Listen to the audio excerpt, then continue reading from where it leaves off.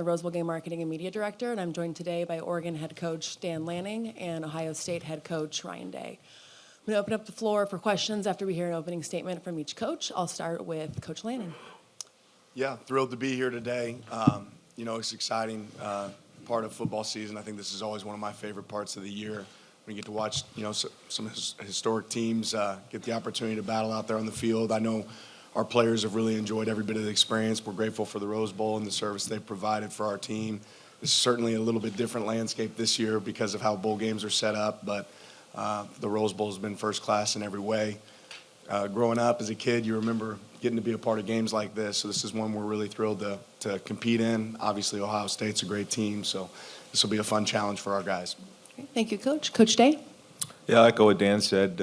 First off, I want to thank everybody with the Rose Bowl committee, and they do an unbelievable job here. It's one of the greatest settings there is in college football, and we're excited to be here, for a lot of reasons. And, the third time that I've had an opportunity to be here, and it is a beautiful setting, and we have a great opponent here, and got a lot of respect for Oregon and how Dan runs his program and his players and his team. So very unique situation in that we're both now in the Big Ten, but when you look back on the history of the Big Ten and the Pac-12 and the matchups that have been before, I think it makes it even more special, this game. So excited about that. It also, for us, having Archie Griffin and the statue built here and also at Ohio Stadium, just a lot of history here at Ohio State in terms of playing in this Rose Bowl. So excited for the game, excited for our fans to get here and, get into LA and obviously enjoy the game. So we've had a great week of preparation, like Dan said, different preparation. It's not really a bowl game, quote unquote, with events. It's more about a playoff game, and so excited about the opportunity to play. Thank you, Coach.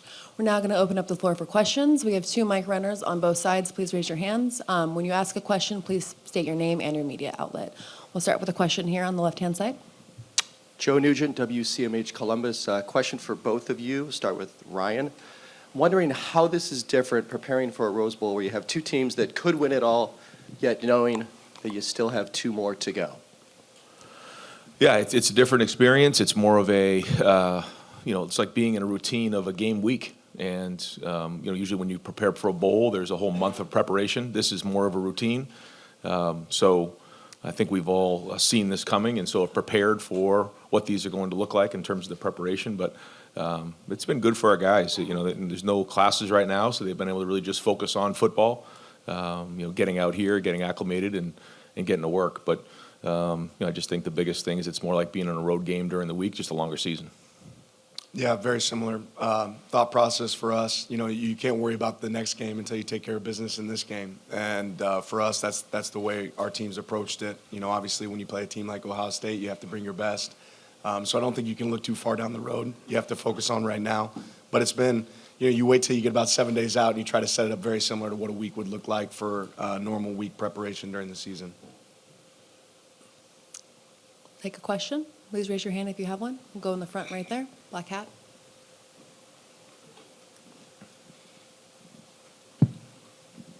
Ryan Clark with the Oregonian. For both of you, what do you respect most about the way the other person runs their football program?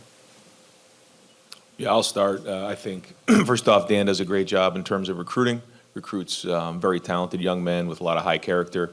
They're very well coached, and they play very, very hard. And you can see that when you put the film on. And because, when you watch people and you see different programs, at the end of the day, you still got to watch the film and see how guys are played. In all 3 phases, they're well prepared, and they play really hard. Yeah, I can share that sentiment. Obviously, a really talented team, and that's kudos to the work that they do in the offseason and during the season. Recruiting is something you got to do every single day. I think both of our programs do that at a high level. You can see that with Coach Day and the people that they bring into their program.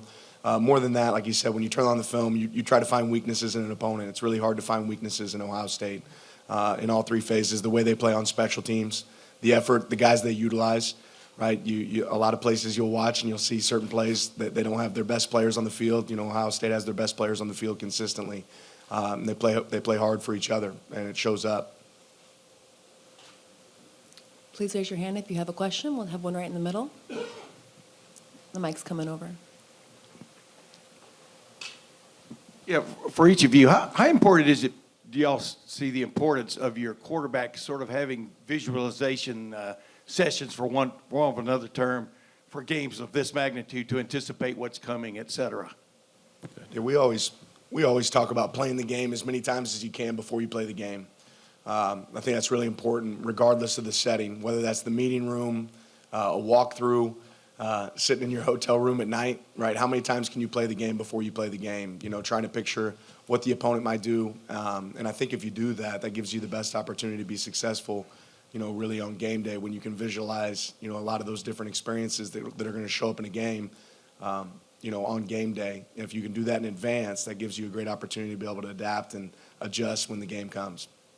Agreed. I think for the quarterback position, it's probably the most important, but it's important for all positions. And I think when you get to this point of the year, when you watch how NFL teams prepare late in the season, you know, into December, you notice that, you know, there's a lot of that going on, whether it's walkthroughs, meetings, you have to visualize things. You can't always do everything, the same way you did in August or September. And so you have to fall back on your experiences, but then you also have to anticipate what's coming next. And that's a big part of this time of year, and having the discipline to put that work in when, you know, you're multiple months into the season. And I think, you know, typically that's the team that's going to outlast their opponents, is, you know, continually doing what you just said, is visualizing things and doing the mental work, so that when you get into the game, you can fall back on your training. If you have any additional questions, please raise your hand if you would like to ask a question. Go in the back right.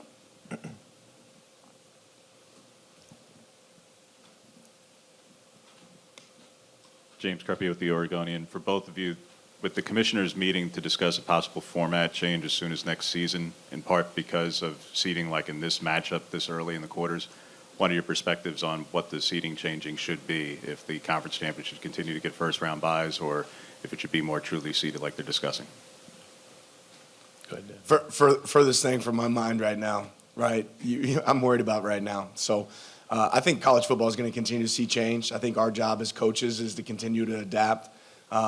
Ultimately, like, what an awesome game this is, right? What an opportunity this is. But I'm sure the people that need to be able to assess that will assess it, but that's not my concern right now at this point in the season. Our concern is Ohio State. Yeah, same here. Focus is on this Rose Bowl and this game, but I know we're all learning. Everybody's learning as we're going through this new format, and I'm sure after the season there'll be time to discuss those things. We have a question on the left-hand side over here. No, we don't have it over there. We have one right in the middle. Sorry about that. Austin Kroom, Scarlet and Gray Sports Radio. You guys played each other week 7, you know, one of the matchups that a lot of the country saw as a potential national championship rematch. Now, months later down the line, two different teams, two different identities. How do you both stay the same with your game plan and not focus on what the media is talking about? Well, first off, I think that, Oregon certainly, in that game played a tremendous game and has continued to get better as the season's gone on. But I think both teams are just in a different place than we were midway through the season. And, it's going to come down to the play on the field. And, there's a balance there of the things that, your team has, built their foundation on, but also having change-ups and mix-ups. And it's about matchups. And we know that. It's about matchups on our end. It's about matchups on their end. And then, understanding that in all three phases, it all has to work together. So, you see this in the NFL playoffs a lot, where teams will play each other again later on in the season. This is an example of that. So you're going to see it more and more as we move forward, and it's just going to become part of college football. Yeah, ultimately, I feel like great teams have tendencies. You're supposed to, right? There's things that Ohio State does really well that I'm sure that they'll work to do in this game, and there's things that Oregon does really well that we're going to try to do in this game as well. So it's a little bit of the double-edged sword of how much do you want to change going into a next game. But I'll say this, every time you turn on Ohio State's film, you do see new wrinkles. You see Coach Day and his staff coming up with new things that make it a challenge to prepare for, and I think we challenge our coaches here to do the same thing. So, like you said, we're different teams at this point. At Oregon, we talk about trying to be the best version of ourselves towards the end of the season. That's when you have to play your best ball, and we'll certainly need to be able to play our best ball, and I expect the same from them at the end of the season here. Our next question will come from Dennis Dodd over on the right-hand side. Dennis Dodd, CBS Sports, for both coaches. 5 Florida State basketball players sued their head coach for unkept NIL promises. Your 2 programs are at the apex of that. Short of, I guess, congressional intervention or collective bargaining, what is the future of that right now? For both coaches. He wants me to answer this one first. I want him to answer this one first. I'll just say this, again, furthest thing from my mind right now, growing up in the Midwest, you have to be a man of your word. What you say is what you have to do. I think that's something we believe in here at Oregon. I don't think there's a lot of clarity in college football right now. I think everybody realizes that, and I think we'd all be in favor of having some clarity. But you also want to compete to be the best. So each school is different in how they operate. I know at Oregon, we're about integrity, and what we say is what we do. But I can't speak to that situation because I don't know enough about it. Yeah, hard right now, a day out of this game, to be really even commenting on something like that. I appreciate the question. Our focus is on this game right now. That being said, when you start getting into these conversations, obviously, the legal folks start getting involved, and I think for all of us, we would like a little bit more structure in those areas to alleviate some of those issues. Our next question comes over here on the left-hand side. Hi, Haley Sawyer, SoCal News Group. Dan, this isn't the first time that Oregon's playing in Southern California this season. So what does it do for recruiting, just getting your product on the field in this region, attracting those SoCal recruits? Yeah, for us, we challenge ourselves to make sure we can sign the best, across the nation. But certainly, California is a hotbed for us in recruiting. It's a place that we want to make sure we have a stand, and we want to go get the best of the best. So, getting to play in premier games like the Rose Bowl, I think that's things that kids on the West Coast grow up dreaming of. And being here, having that opportunity, is certainly something that's going to help us in recruiting. We have a question on the far back right. Yeah, Steve Hellwagon with Bucknuts 24/7 Sports.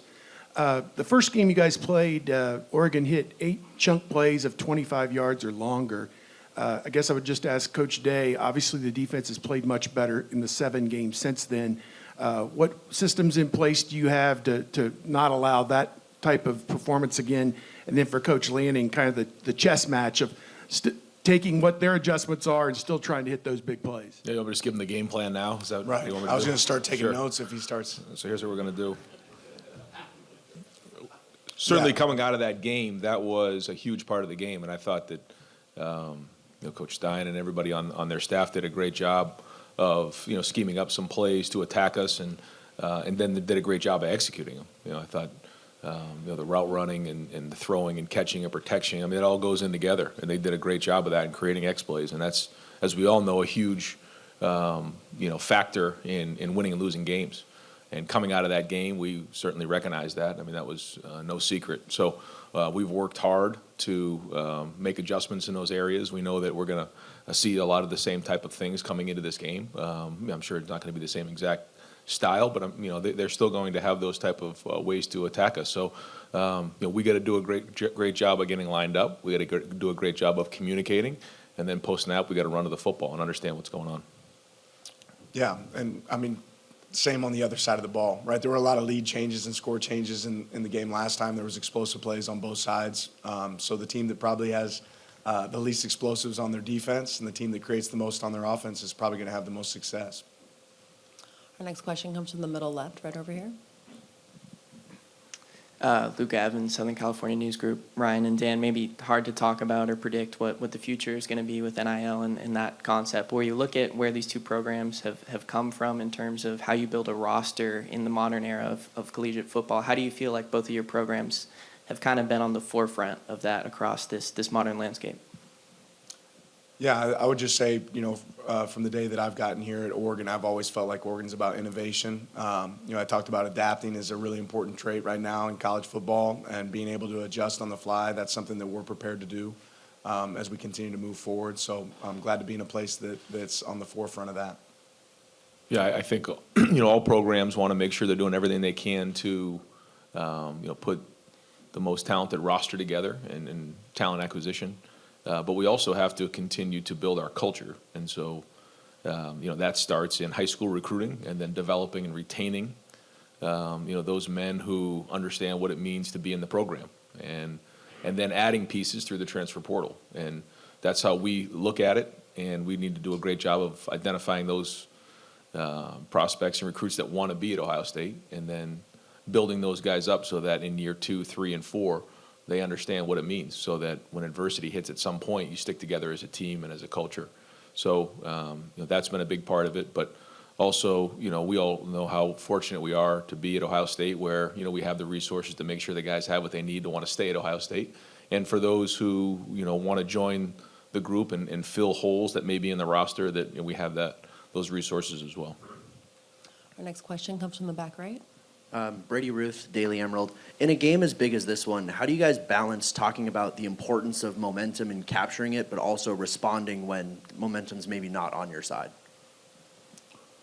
Yeah, well, first off, you got to be in the moment. You got to create your own momentum, and execution fuels emotion. And knowing that there's going to be a lot of back and forth, just like in the last game, there was a lot of back and forth in that game. You look at the way it started, the way it was in the middle, and the way it ended.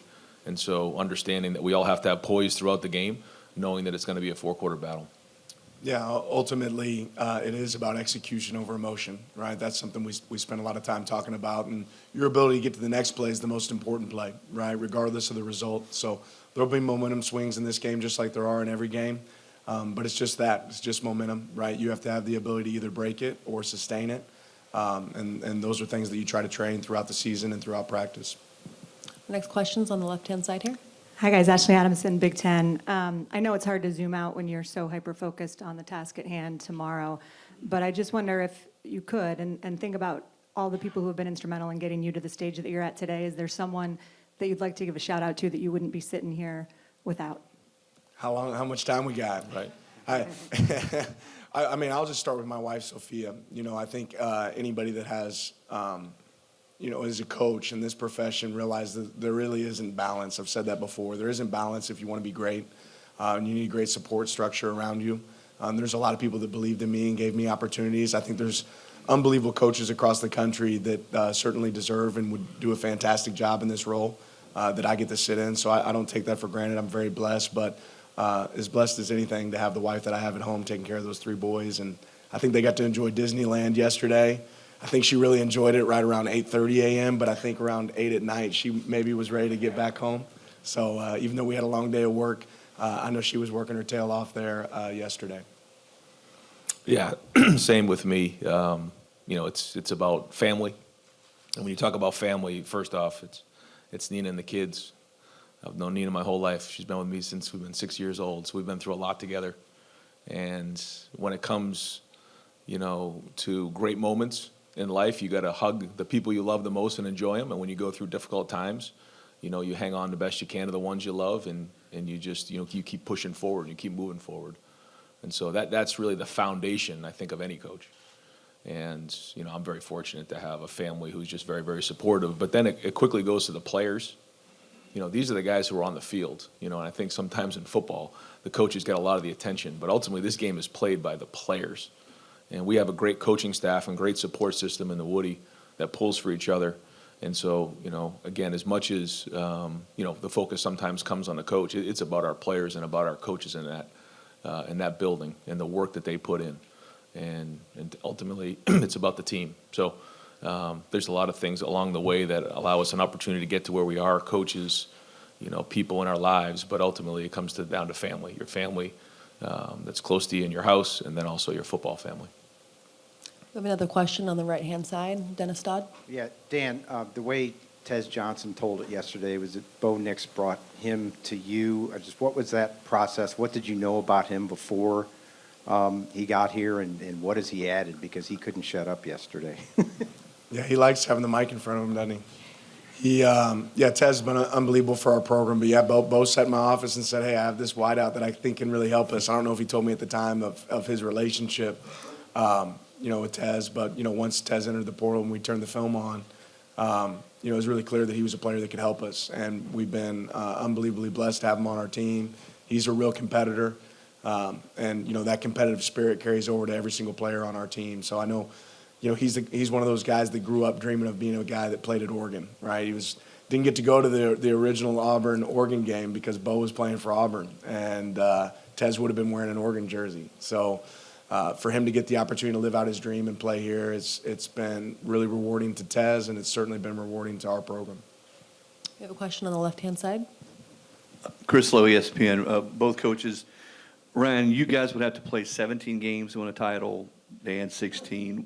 What's the wear and tear been on your all's team in a season that long? And what have you learned in trying to manage a team through a season that long and will continue to have to evolve going forward? You know, I feel like all things considered, we're as healthy and as strong and as fresh as we've been all season. I think right now we're battle tested. I think we've built depth, and when we put the roster together, we knew that this was going to be the case, that we had to be strong and powerful late in the season and continue to build as the season's gone on. And although we've had some injuries in certain positions, I feel like right now we're playing as fast and as violent as we played all season. So there's a lot that goes into that. I won't get into all those types of things, but I do think as we continue to move forward in this format, it's something we all need to consider. Yeah, I think it's, for us, it's something you prepare for throughout the summer, knowing what the season could look like, right? And kind of having a 365-day plan of how do you want to prep for these moments. You know, I'd have to give great kudos to our sports science staff, our training staff, our weight room staff. You know, very similar to Coach Day, our team is relatively healthy. Nobody feels great at this point in the season because of the time of season that you're in. But our players are, putting up some PRs in the weight room, are doing some unbelievable things at this point in the season. When you talk about going into game, 14 for these guys, I think that's, huge kudos to our staff and the job that they've done making sure they stay fresh. Any other question on the right-hand side? James Creppy with the Oregonian. Dan, was hoping for clarity given Bryce's importance to the team, to the program. Clarity on the waiver that you're seeking. Is it simply because the baseball clock is adversely impacting the football clock, or are there other grounds there? Yeah, I won't really get into the details of it. I mean, like I said, we're day out from this game. I don't think that's where Bryce wants to focus. Certainly not for us either. But if there's an opportunity to have Bryce back, that would be great for him. He certainly deserves it, and he hasn't played 4 seasons of football here. I think he deserves that opportunity if it comes his way.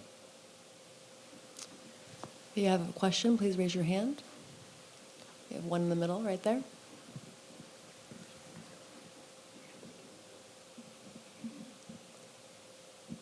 This is Tim May, Letterman Row, for Ryan.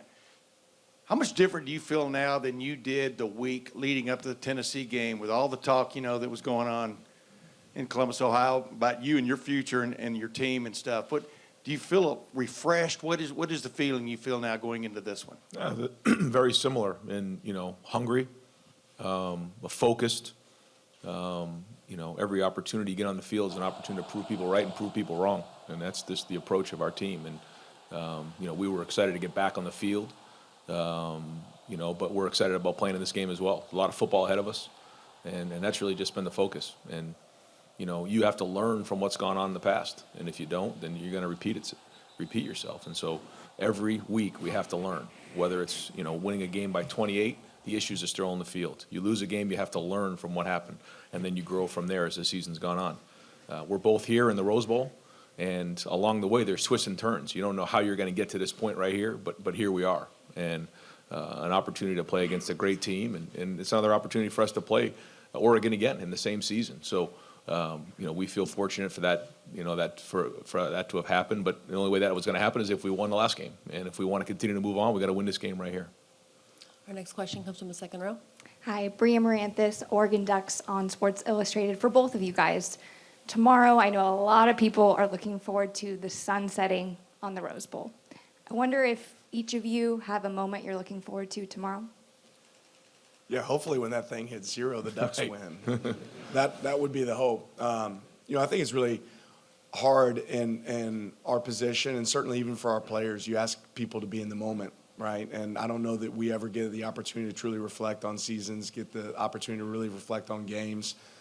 This is a game that everybody on our staff, every one of our team, every person on our team is really thrilled to be a part of. But there probably won't be a lot of chances to sit back and just soak in the moment. And that's okay, right? Because that's part of what makes it so special there at the end. Yeah, agreed. When you're at the Rose Bowl, you're like on sensory overload. The grass is greener, the sky is bluer, the sun is more yellow.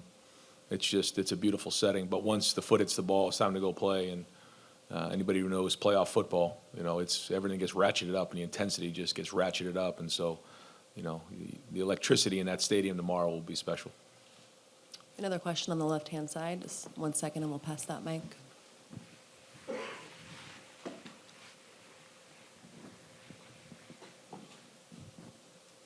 Luke Evans, Southern California News Group. Ryan, you said the other day that, bringing in Will, a transfer portal quarterback, wasn't typically kind of how Ohio State has done things in the past in terms of liking to bring, quarterbacks in and recruiting, develop them. Well, for both of you, what are the benefits and challenges that you guys have seen throughout the season of bringing in a portal quarterback from the seniority aspect, but also kind of integrating that into a roster that you guys hope will compete for a championship? Yeah, let me first off say that I think Oregon's done a great job, with Bo and with with Dylan bringing them in 1 year, in a short period of time, getting them acclimated to their offense and operating at a very, very high level. So, that's not something that just happens. It's something when you watch it, typically it takes a while for someone to get used to the new language, to get used to the, how you call things, how you do things. And so that's happened seamlessly. And a big part of that is coaching. For us this year, we felt like it was the right thing to do for a lot of reasons, and we saw a winner in Will. We saw a leader, somebody who's won a lot of football games at Kansas State, and we felt like if he came in and understood how we did things on offense and surrounded him with the supporting cast that we have, that we had an opportunity to go make a run at this thing. And I think as the season's gone on, you've seen him grow week in and week out, but ultimately it's going to come down to his leadership in this game. Yeah, same thought. Anytime we look to add somebody to our program, we're looking not just to add what kind of player are we adding, but what kind of character. And we've been really fortunate to hit, in the portal and have some success. I think what that's done for our team, it's created unbelievable competition, not just at the quarterback position, but several positions. When you have competition, that brings out the best in everybody, right? Brings out the best in all of our team. And at this point in the season, too, like Coach Day alluded to earlier, it gives you the opportunity to have depth and be strong and have strength in numbers towards the end of the season. But Dylan's done an unbelievable job for us, just like Will has done for them. You talk about two great quarterbacks getting to battle it out on the field tomorrow. That's obviously really exciting. We have time for one more question. Okay, without any additional questions, we're going to end today's press conference. Thank you to both Coach Day and Coach Lanning. We're going to do a photo op with the trophy. For all photographers, please stay seated. We're going to get the video first, and then we will let the photographers know when we're ready for you. 1 second.